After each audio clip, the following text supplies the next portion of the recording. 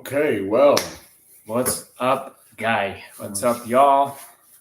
What's up, Super Bowl? what's up, Buffalo? What's up? Well, not what's up, Buffalo. What's up, NFL refs? What's up? The narrative and the legend of the Kansas City Chiefs and the National Football League refs continue. Because, wow, that was just – you can't make this shit up. And we obviously have to start with, the Buffalo Kansas City game. We'll start with post-game coverage for sure with obviously the game of... Yeah, we'll dive into Washington and Philadelphia in a little bit here, but... a third year in a row that the Kansas City Chiefs and Patrick Mahomes and Andy Reid. And I wouldn't be upset if they earned it. They don't earn this shit. Like, it's clear, it's blatant. Fucking LASIK. I just showed you the tweet. The official LASIK eye center surgery, whatever the hell you call it, the official Twitter account just put out a tweet with the fourth down play for Josh Allen.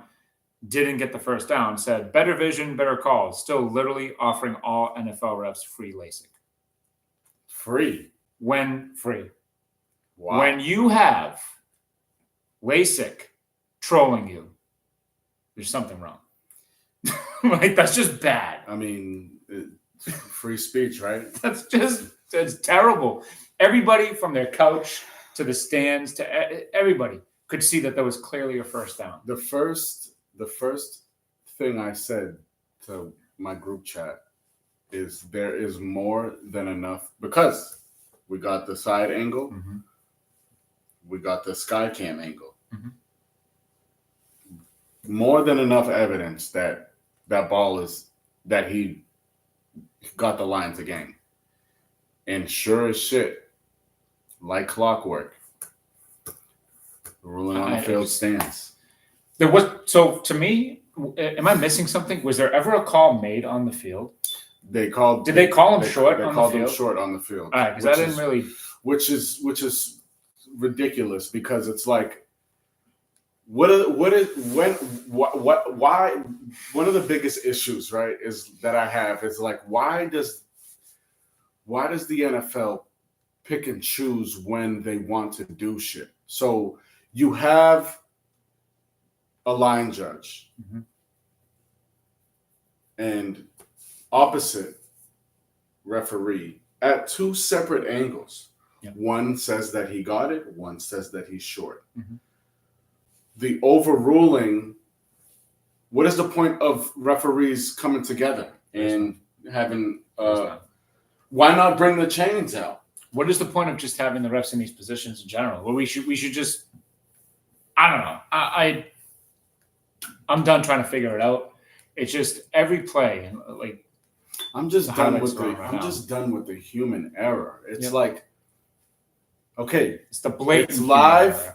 You make a play. You make a call. Yep. You don't make a call. But it's like, you have replay. This like literally like, and then you know how I feel about the picking and choosing of when they want to use, video. And it's like, New York called down and overturned this or overruled this, and it's like, that's not deterring or slowing the game down. No, which would be the case if it was, hey, New York's calling, go under the hood, we'll talk, we'll discuss.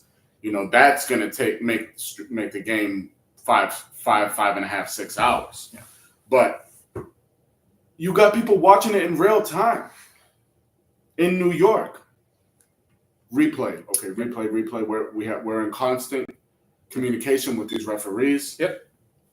All right, guys, this is what, and I understand. Like, if the call is on the field, that is when it should only be used.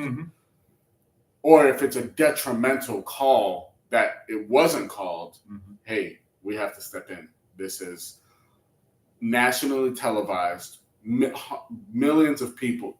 Tens of millions of people watching this. We're getting a crazy backlash on this call or this no call? It's only the most critical call of the game. What are you talking about? Like, it means nothing. There's nothing valuable to the call. We literally decide who goes to the Super Bowl and who doesn't. Championship Sunday. It's like earlier in the game when with the call where it's like in the Philly and with Mikey and Saquon. It's like if that was a quarterback, I understand. That's a stupid penalty. I understand. Yep. But it's like it's Saquon Barkley. It's the playoffs. It's Championship Sunday. Mm-hmm. It's a defensive back against Saquon Barkley. Not everything deserves a flag. It was a legal hit. Yeah. But his foot, it was bang bang. It was like the bottom of his spikes just grazed the fucking grass. And then they stated on live that they did look at it. They did understand, but his foot was out of bounds when he got hit. And it's like, yes, it was out of bounds when he got hit in fucking slow motion. Mm-hmm.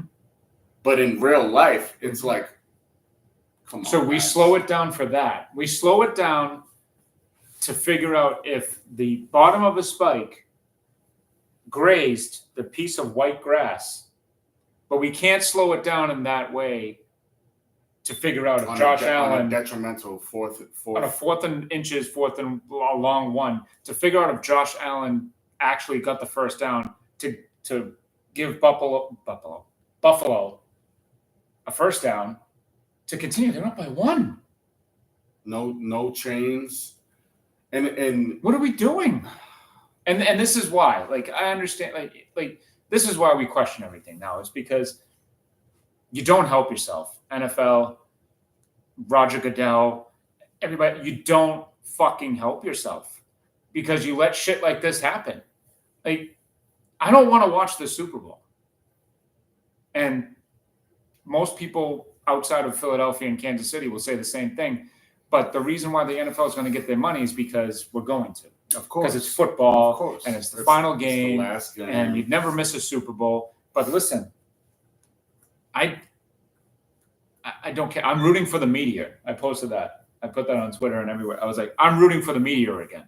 Because I was rooting for it 2 years ago. At least last year you could root for San Francisco. Yeah.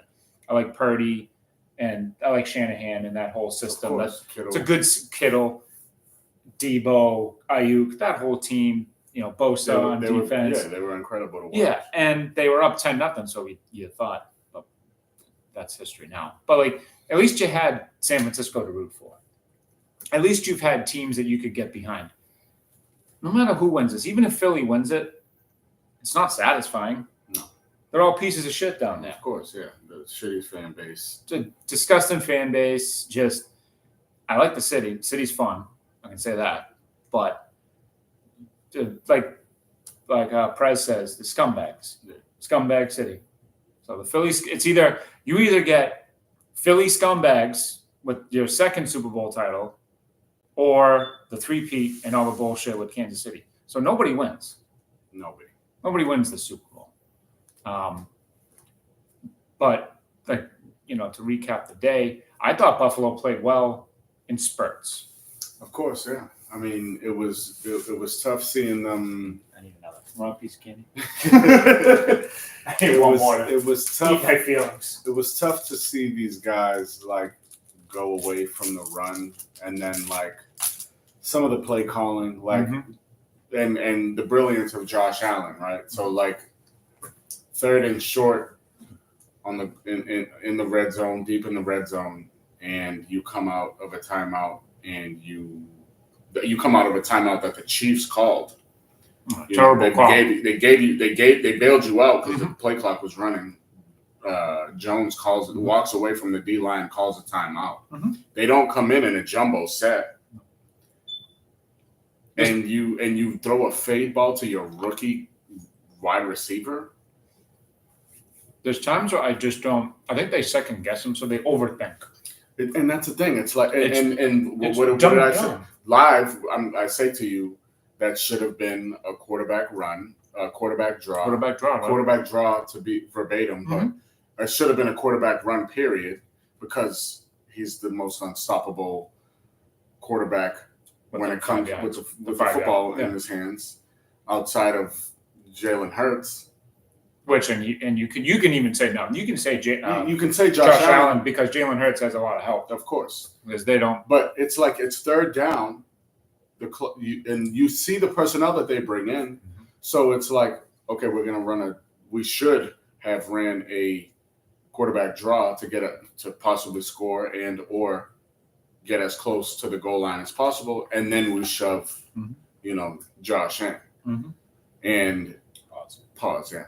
And like, I'm just like, and the brilliance of Josh Allen and it was a great play call on fourth down, but it's just like, you shouldn't even be in that position because imagine it was a great throw, but it was an even better catch because, the wide receiver still had to contort his body to get both feet in bounds. And that could have been, he could have got blamed for dropping the ball, or he could have got blamed for like an Isaiah Likely play, where getting a toe out of bounds. It's just at the end of the game, and like I said, like you said, Buffalo, they were Jekyll and Hyde. There were some times where they looked like they knew what they were doing, then there's times where they looked like the old Buffalo.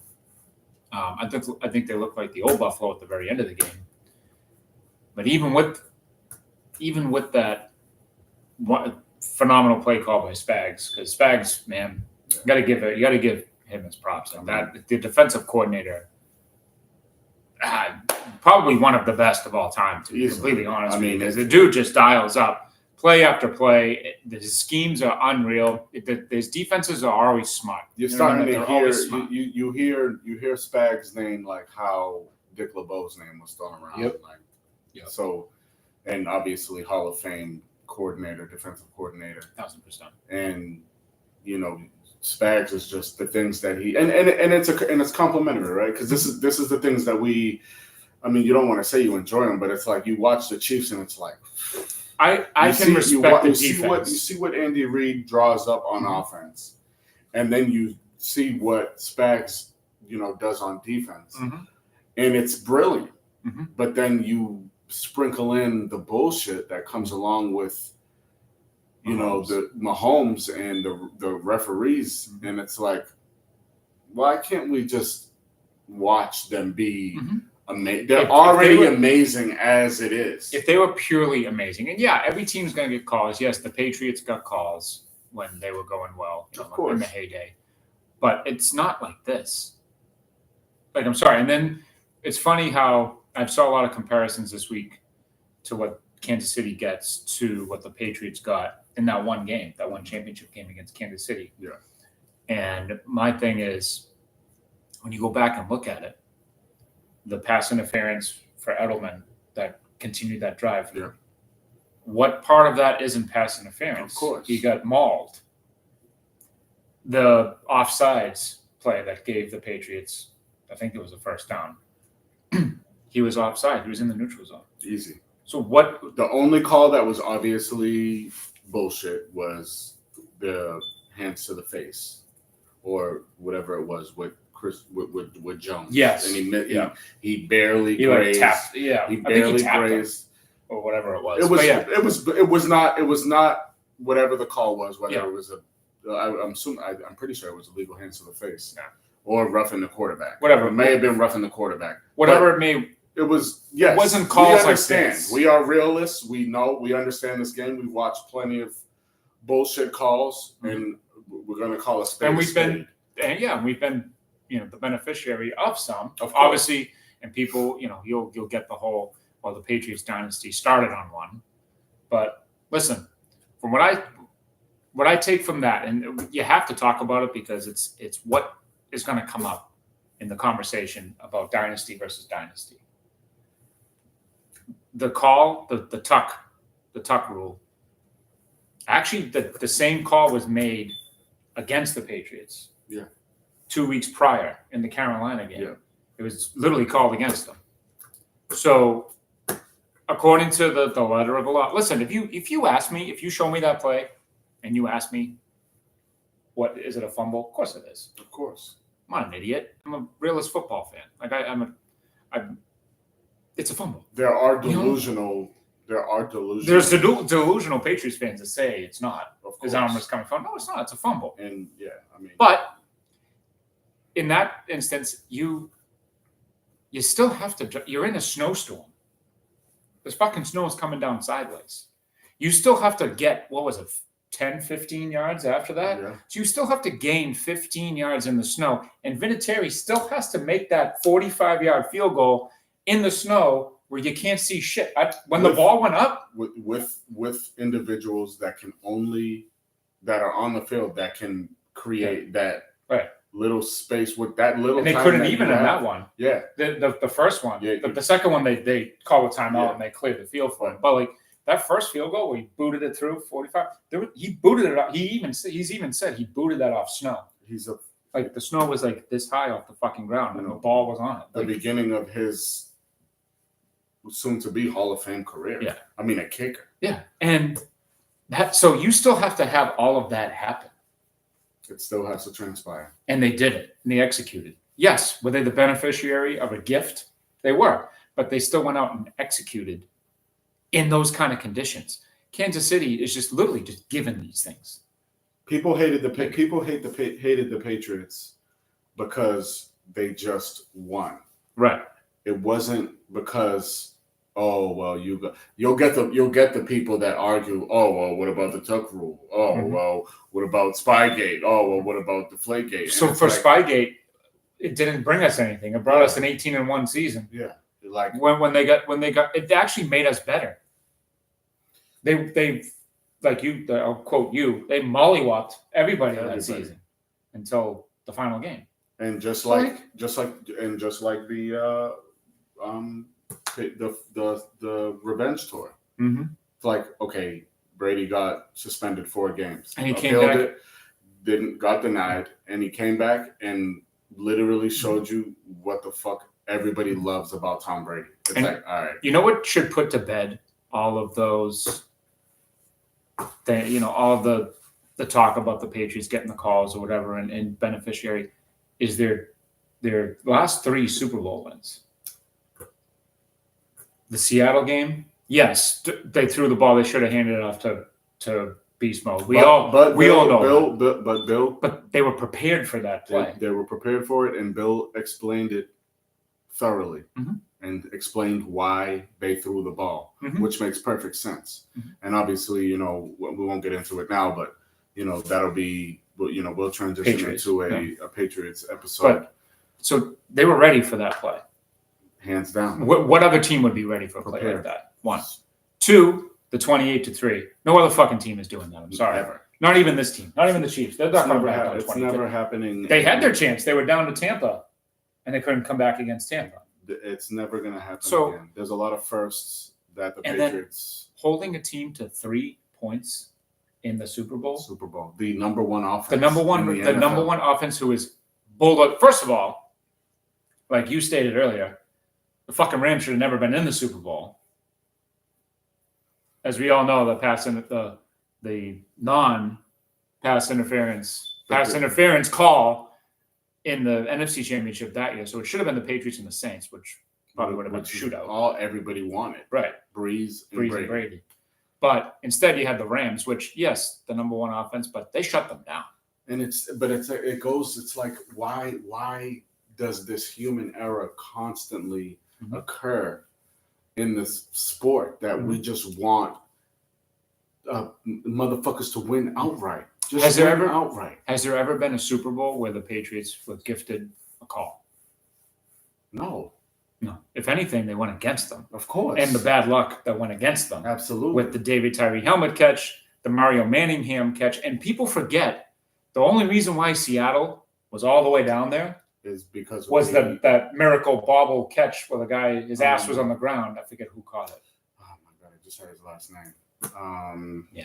That's how much I put that play out of my head. Yeah, but again, they were the beneficiary of a play like that was like, what the fuck is his name, man?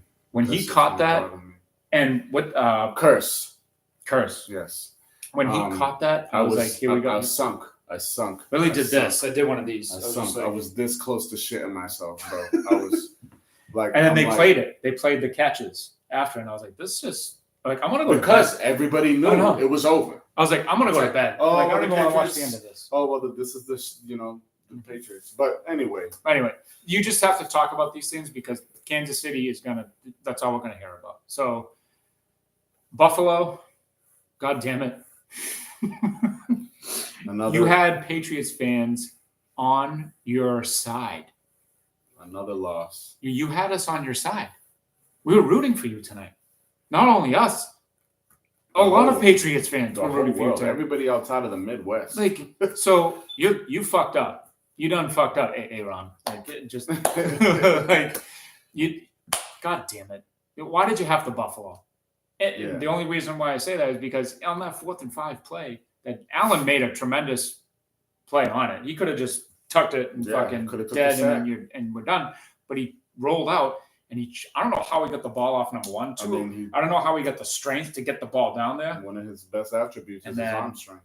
Bang, right off of Kincaid's forearm, which is obviously something that will be, you know, in Buffalo history forever because they wide right twice and bouncing off the forearm. But it's like it just dropped right in the basket, and you just play, and you just expect these athletes to, and you just got to remember, like, these guys are human, like they're human. Yeah, like, I can't make that play. They make mistakes. So I mean, it's definitely a tough play to make, but you just expect it to be made. Just like how I said earlier, going back to the Patriots and the Giants, and after the Manningham, it's like I jumped out of my seat when I thought that Gronk was gonna catch that Hail Mary.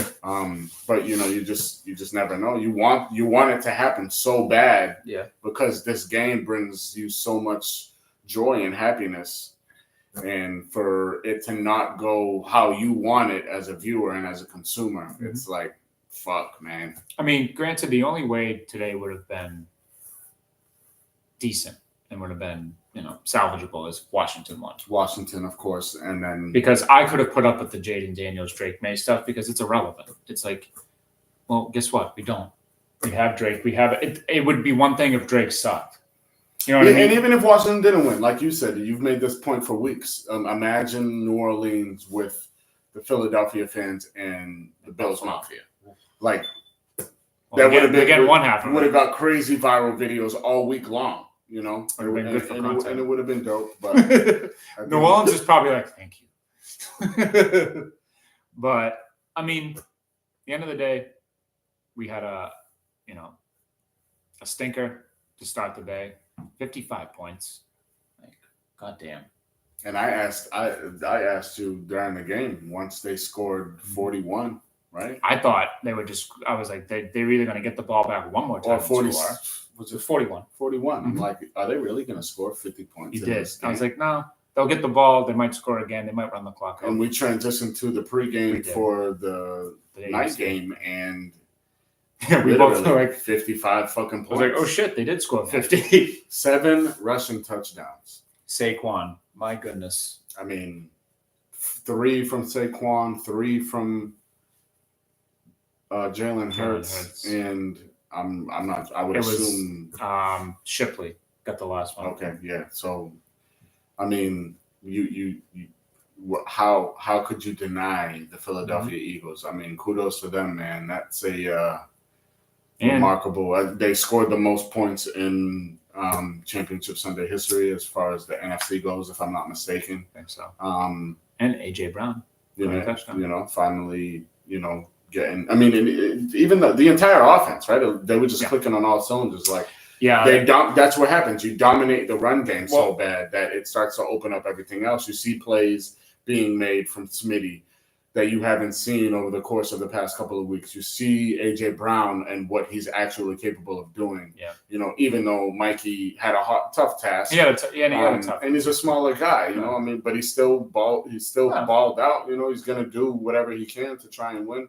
Unfortunately, he got the shit end of the stick today, but luckily he gets to play them twice a year. Yeah. I mean, there's many more opportunities. Possibly for third time. Washington should be right back in this conversation for sure. There's nothing. They're gonna retain.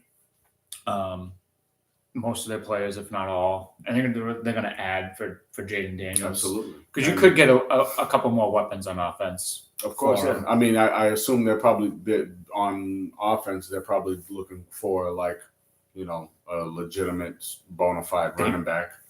They could also be in the market for somebody that the Patriots going after too, which could be, like Chris Godwin. Of course, yeah. I mean, if you add Godwin to this team, yeah, I mean that's a solid, a solidified, veteran SWAT guy, just to open up. Because I mean, Terry McLaurin was pretty much irrelevant after he scored. Yeah.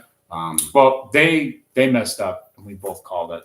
You went for it on 4th down twice on the first drive, and then you decided to kick a field goal. And what did I say right after? I was like, 3 points is kicking field goals isn't going to win you this game. No. You need to get in the end zone. And you got those first downs, one in the pass and one with a quarterback run. So now you have the advantage because the defense isn't really going to know. It's a gamble. Yeah. So even if you want to take a timeout real quick, okay, this is the scheme that they're coming out in. What's our best plays? All right. Well, you even said too. You're like, wow, that first drive took 7 minutes. Like that's at least they took a chunk out of the first quarter. Maybe they'll like slow it down, and this will be a slog. And then Jalen Hurts goes, "Here you go, Saquon," and Saquon says, "Okay, bye." 18 seconds. Bam, gone. And Philly never looked back from there. Never. So turnovers, stupid plays. Yeah, I mean, and that's the name of the game, right? Obviously, I was saying it all day. Points off turnovers. Points off turnovers. Points off turnovers. I think there was. I'm pretty sure between both games, there was a turnover, but there was a score right after. Mm-hmm. The kickoff killed them, or the punt, whatever it was. No, yeah, it was a kickoff. Yeah, the fumble on the kickoff killed them because that's going into the half. Very selfish. Very selfish. You're down whatever it was at the time. They went for 2 and they missed it. They missed it. You get as a return man. You get a line driver and not only is it a line driver, but it's a one hopper. So you essentially are looking at it as a punt. Mm-hmm. You get a line drive punt, you're more than likely going to get a good chunk of yards. Mm-hmm. The rule of thumb is catch the ball, get a first down at minimum if you get a punt return. Kick return obviously is different, especially with this new format. But you got the ball in a line drive, and you're obviously back there because you can protect the ball supposedly, and you're one of the faster guys on the field. Mm-hmm. Hash numbers sideline. You said that a lot. It's just basic rules of this game that if you just follow and abide and just trust the process, you will do special things. You get a line driver, and you go from the hash to the mid to not even to the full set of numbers, and then back inside and run directly into the tackle. And obviously, just like Brady said, if I'm a defender, I'm trying to come at you with as much force as possible to get what I need, which is the football. And that's exactly what Philadelphia did. What's interesting too to watch is Washington gifted Philly a chunk of points. For sure. Like Philly took advantage, but Washington gifted them opportunities. You got the Eckler fumble, you got the fumble on the kick, the kick return. So, and then you're not protecting the ball, getting the ball punched out. So yes, give Philly their props that they executed and they made plays for sure. But this is leading me to say what the overall scenario of the day, I should say, to take away from it is Washington was stupid. Philadelphia capitalized on the stupidity. But how well did Philadelphia execute on their end is the question you ask. Alone. And pretty well. Pretty damn well to put up those many points. Then you switch over to the AFC. Buffalo and Kansas City, both turnovers. Yeah. And just dumb football at times. Did you see as big of a gap from these 4 teams today to say if the Patriots made the moves that we're hoping they do, that the gap closes a little bit? I'm not saying the Patriots are going to be in this weekend next year, because that would be nice, but it's a long shot. But in like a year or two, teams are so stupid. Well, and you lost a lot of games because you just didn't have talent this year. So I mean, it's not as far fetched as it seems or it sounds. They have based a lot off of the roster, yeah, and based off of the past 5 years, so to speak. I'll really say like the last two, but including this past season, and the season prior before Bill, with Bill, excuse me. But it's like, okay, you see these teams that are doing whatever it takes to surround their assets to be successful. So let's talk about the Commanders, for example. You draft your guy, your franchise quarterback that you hope, is obviously what he became. Not only what he became, but I mean, you're talking about a rookie quarterback making it to Championship Sunday and having the highest QBR out of all the remaining quarterbacks, and two of which, one is arguably, so to speak, quote unquote, the GOAT to a lot of people. The Hall of Fame talent, nonetheless. No, yeah. And Josh Allen, a future Hall of Famer. Hopefully, maybe one day he gets a Super Bowl ring, but who knows? At this point, I don't know. Who knows? Yeah, and he'll fall within the likes of like Dan Marino, and Phillip Rivers, and just like guys that just. So it's like, yeah, he's a Hall of Famer, had a phenomenal career, he's a phenomenal talent, but he just didn't get the job done. But it's like these franchises, Jim Kelly, you got the Washington Commanders who they've done and made moves to be in this position, and they haven't been a playoff team in how many years? And then you're talking about them making it to Championship Sunday when they just had a top 3 pick, right? That's the Commanders. You backtrack to the past 2 seasons with the Houston Texans. They drafted their guy 2 years ago. They made the playoffs 2 years in a row. Surrounded their asset with a bunch of talent, and did what they needed to do. That's the big difference. And they made an immediate impact. They hit the ground running. Washington Commanders, who else was in the playoffs this year that was surprising? Well, we can talk about the growth in where the Lions, what they became. Yeah. They're losing. They lost a lot. Of course, now, but yes, where they are now. But they were a Super Bowl favorite the past 2 seasons. Yeah. After being one of the shittiest franchises in all of the free world. Even too, and I hate giving this team credit too, because I've always hated them. Denver Broncos. Exactly. So it's not so far-fetched to say that the Patriots couldn't be in at least wild card weekend next year, especially with how weak the AFC East is. It really is. That is what people don't really understand. It's Buffalo. And you have to take now. Obviously, we had a shitty roster. We had a shitty coach. Shitty's not even starting. And we had a shitty staff, and and it all starts with the front office, who made some very shitty moves.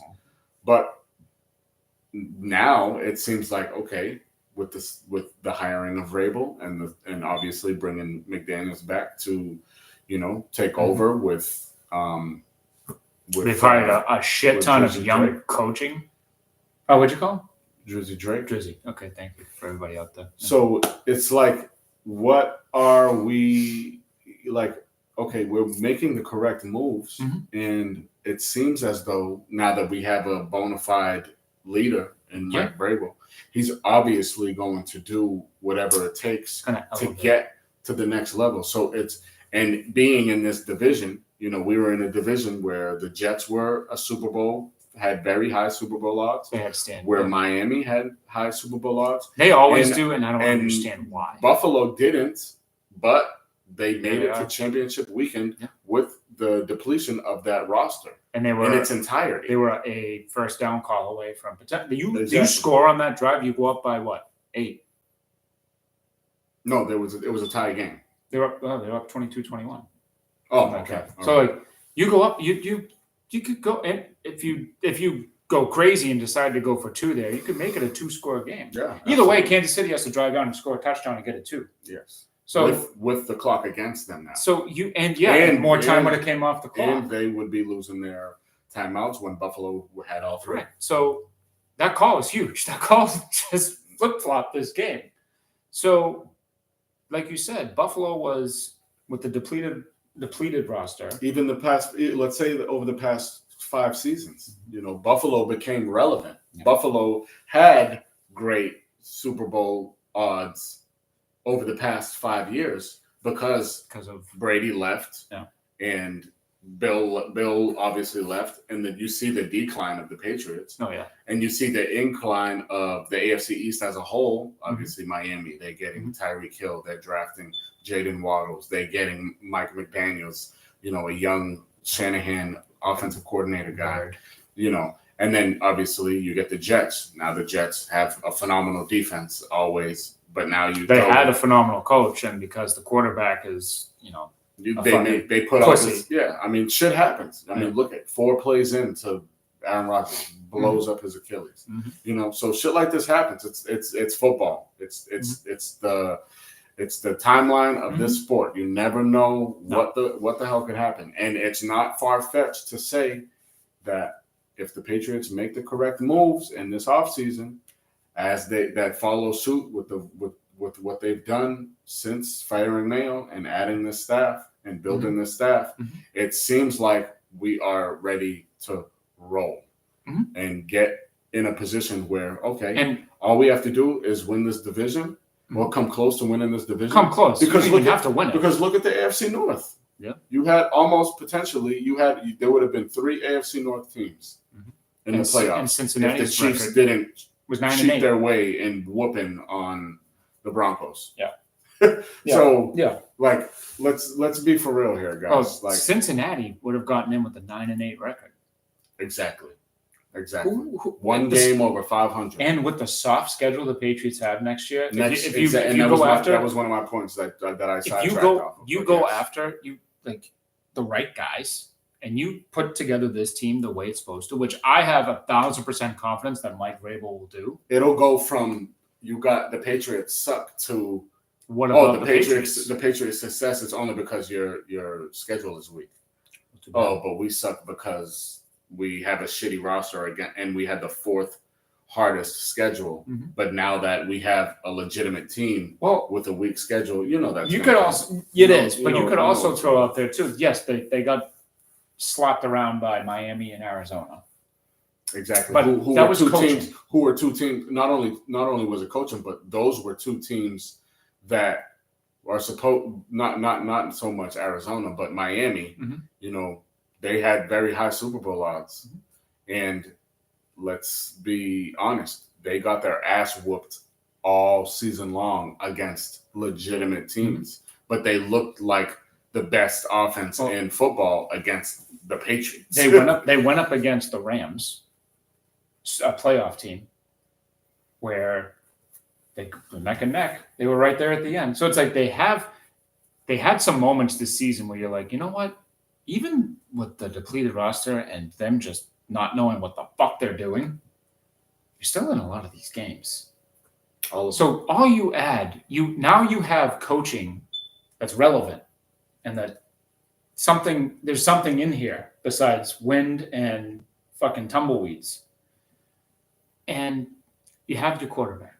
You add talent on both sides of the ball. If you go after Abdul Carter in the draft, we're going to get into this, but just the question comes up on a day like today because you look at it and go, okay, if the Washington Commanders can make it to Championship Sunday with their rookie quarterback and the correct moves in the offseason, why can't the Patriots next season? That's valid. Why can't the Patriots next season? You do this on like I said, because you try to take your team and see how far away you are from everybody else. Exactly. And honestly, after watching today, with the moves, the correct moves, they're not too far off. Absolutely not. I'm not going to put them into this weekend, right now. Of course not. Next year, Of course not. I'll say wild card. Of course not. And probably they'll be competitive in the game. Depends on who they play. Imagine the small percentage of people that even had Washington making it up to this point. Nobody. A lot of people got paid today. I would assume a small percentage of people got a really nice, payday today. Yeah. Believing in their team and believing in Jaden Daniels and believing in Dan Quinn and believing in Cliff Kingsbury. You're set up, like you said, you're set up in that same situation because you have the quarterback. Now you need to surround him. Exactly. Washington had the talent; they just needed the quarterback. Exactly. So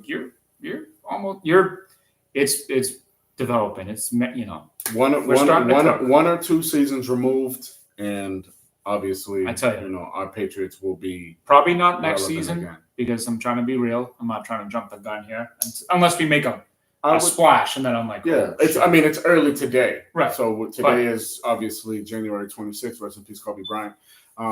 But it's very fair point. Where we sit today, I say not next season, but the season after that, the Patriots will be in this weekend. And my only counter to that is, I believe that we very well can be in the middle of the pack, just like we could have been this season, if obviously Drake May starts this season. Mm-hmm. We have potential to, win those close games with his athletic ability, with his legs, with his playmaking ability, extending plays. We could finish, realistically. We definitely could finish. And we wouldn't be in the place where we're playing Buffalo week 18 and trying to lose a game so we can have the number 1 overall pick. Then being upset that we have the number 4 overall pick. Still screwed that up. Because that we could have potentially been somewhere in the middle of the pack and obviously been in a place where we are 100% going with whoever the best left or high graded left tackle is. Yeah. Now you have options. Yeah, we have options now. But I think all the right moves are being made, and I think you should feel pretty good about your football team today. The direction the Patriots are going. They have to make the moves. They have to actually add the players. But after watching the games today, I give all the props to Philadelphia, honestly, to take my, end intake here is Eagles took advantage of the dumb plays Washington made. And you deserve to be in New Orleans, in 2 weeks. Absolutely. Kansas City, get out that silver platter again because welcome again, I guess. You just got handed another Super Bowl berth. Cincinnati knows what we're talking about. Philadelphia knows what we're talking about in the Super Bowl a couple years ago. That call at the end of the game. And Buffalo is all too familiar. And Buffalo Buffalo hurt. So I feel for you tonight, Buffalo. I really do. That sucked. That sucked to watch because you just knew it was going to happen. And then you fast forward to 2 weeks, and it's like who, like you really, I'm not rooting for I really don't think that it's really close on paper. I don't think that it's even close. You've said this all along. You have a dominant O-line. You have a dominant defensive line. You have a dominant backfield. You have arguably the greatest football player in football right now this season, up to this point, period, in Saquon Barkley. You have the defensive backs. You have the young defensive backs. You have the smart defensive backs. You have playmakers. You have all you need. All Philadelphia is on paper and on film up to this point compared to the Kansas City Chiefs. This is the first time. Today is the first day that all season long that the Kansas City Chiefs, how coincidental, score more than 30 points on Championship Sunday. What I said, I was like, watch, today will be the day that they go over 30. And, and on a day where the Eagles score 55 points and they have 7 touchdowns on the ground. So, it's so where hopefully, honestly, like I can't openly root for either side. Yeah, I'm just going into the game. I'm going to be more. I'm excited for the commercials. I'm telling you, Uber Eats commercial. The Uber Eats has been killing it with Matt McConaughey, man. I tell you. Anybody watched it today? The Dicker commercial or the tease for it? Yeah, man. The Uber Eats has been cooking with Matt McConaughey. For sure. But same. I'm excited for the commercials. You know, this is. I mean, it sucks because I want to be excited for the game. I expect the Eagles to win. Pretty. I'm not. You have 2 weeks. I don't want to say easy, but you know, the Eagles should win this football game. Mm-hmm. I'll say that. That will be my statement. The Eagles should win the Super Bowl. They should win their second Super Bowl. There's so many times in the cutaway where we got the post game ESPN stuff on right now, and there's just so many opportunities for Buffalo defenders, safeties, tackles, whoever, to absolutely annihilate Mahomes, and they choose not to do it. And I know why. Best playoff win percentage, 17-3, 850 for Patrick Mahomes. 17-3. That's 20 games. Tom Brady is at a 729, 35-13. What are we talking about? Mm-hmm. What are we talking about? Yeah, today was a reminder of the good old days of where we used to be. This used to be. It's going to be 17-4, by the way. It's going to be 17-4. Honestly, I kind of hope so. It's going to be 17-4. I don't want to give away because I'm going to have time to kind of really dig into the pick because we'll obviously have a Super Bowl preview show. But man, another Super Bowl that I really want to be excited for the game, and I'm not. I'm really not. Even last year, I really wasn't excited. I was rooting for San especially Francisco. for it being the last football game of the year. Yeah, and we don't have football until August. Yeah. Like you want to be so excited. It's like you want to relish it. And I will say, I'm pretty positive that free agency is March 4th. I looked it up the other day. You're close. What? It's March 13th. March 13th. That's this guy's beat. Oh, hell yeah. Happy birthday to me. Hopefully the Patriots look some. Yeah. Hell yeah. Come on, Pats. Give me some birthday presents this year, baby. The following week, a week and a half. Yeah. Yeah, man. I mean, that's the beauty of this sport. It really is all year round. You don't get to watch it as much, but obviously all this. Well, you have Senior Bowl next week. You got East-West game. You got whatever you want to call the skills competition, whatever it is. Which I'll probably watch it because we have nothing else. Yes. You know. The Celtics might be on. Well, I mean, this is obviously the time to transition into the NBA but now. You want to hold on to football season as much as you can because it's the best time of year. It's the best sport. It's our favorite sport. We could sit here and we could have 4 hours on football. We could do a Zoe and Beetle length show on football easily. No question. But with no ads, no breaks, just 4 hours straight of football talk. You want to be excited for this game, and it's just between Mahomes and Kelsey and Taylor Swift, and nothing against her. Like it's just she's just brought into this shit. Because I know everybody will come at us for that. It seems like the Swifties has it's kind of gone away a little bit. But that's only because where we're at. We have Kelsey, we have Mahomes, we have the Swifties, we have Andy Reid with the bundle of Ruski do. We have the 15 million different Chiefs related ads and commercials, and you know they're going to be in Super Bowl commercials. Not one Buffalo. Josh Allen is a funny guy. He can't get one fucking commercial. No. It's like why? Like we're just fed the Kansas City Chiefs. Mm-hmm. Like what it is, and this is what makes it so fucking hard to really believe that certain shit doesn't have an agenda. Yep. The Chiefs getting thrown in our face. Yep. On every commercial break there was a Chiefs ad to some capacity. Then you get the calls, and it's like, why? Andy Reid is special. Patrick Mahomes is special. Yep. Spags is special. Yep. Let them be special on their own. We don't need to be fed all this bullshit. We see them enough. This is the third year in a row. Mm-hmm. They are clearly good enough. Mm-hmm. even with obviously a less depleted, less talented roster, the motherfuckers are now 16-1. So you have all that.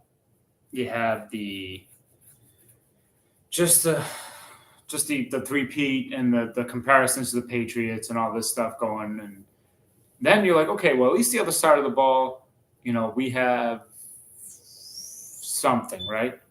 No, you have the Philly scumbags. You have the shitty city. You have Sirianni, who's a douchebag, and his big-ass security guard douchebag.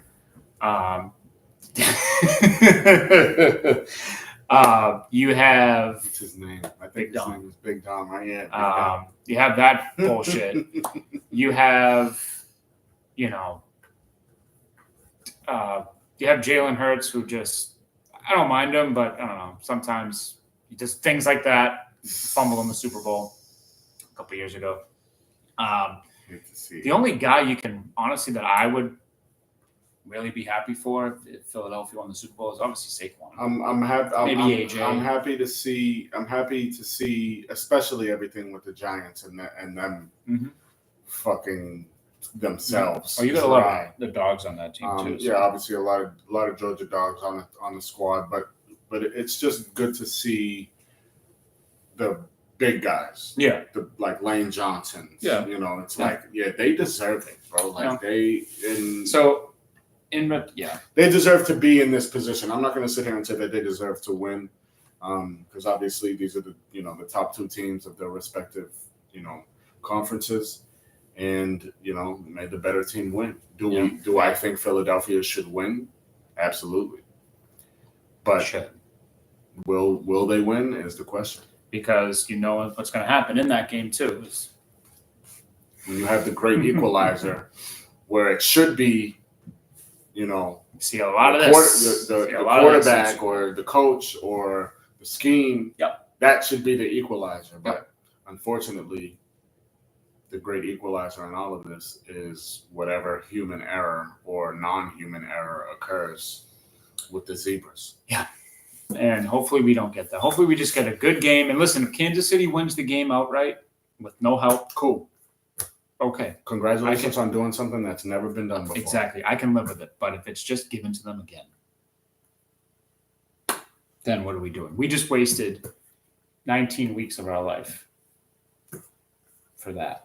For a team that scored their first 30-point game tonight in Championship Sunday on January 26th. The 5-year anniversary of Kobe Bryant and the unfortunate event in California.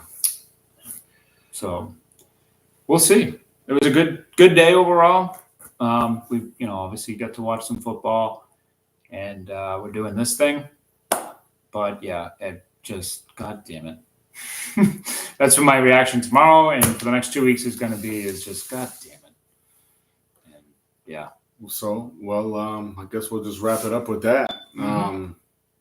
Everybody that will see this in the future, everybody that is on, if anybody right now, appreciate the support. For sure. Always, we finally transitioned to YouTube. Yes, sir. Let's go. Just trying to make it happen, trying to get right. We are now, getting closer to springtime.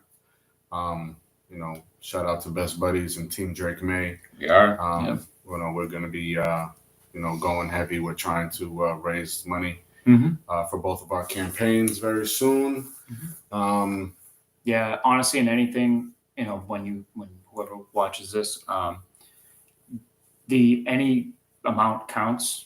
Is real. Of course. If you can only give $5, that's fine. We'll take that. You know what I mean? And it all goes to Best Buddies.